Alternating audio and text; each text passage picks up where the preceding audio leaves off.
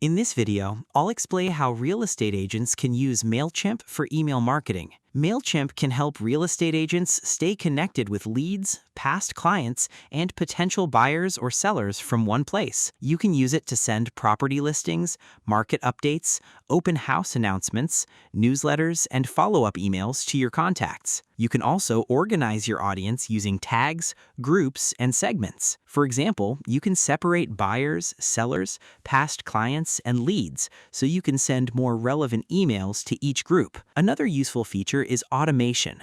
Depending on your Mailchimp plan, you can automate follow-ups, welcome emails, and other messages based on subscriber activity. Mailchimp also provides analytics, so you can track opens and clicks and understand which emails are getting the most engagement. For real estate agents, the goal is simple: stay in front of your audience, provide useful information, and turn your email list into long-term client relationships. If you want detailed, step-by-step tutorials on using Mailchimp, check out our channel for more guides. And that's how real estate agents can use Mailchimp for email marketing.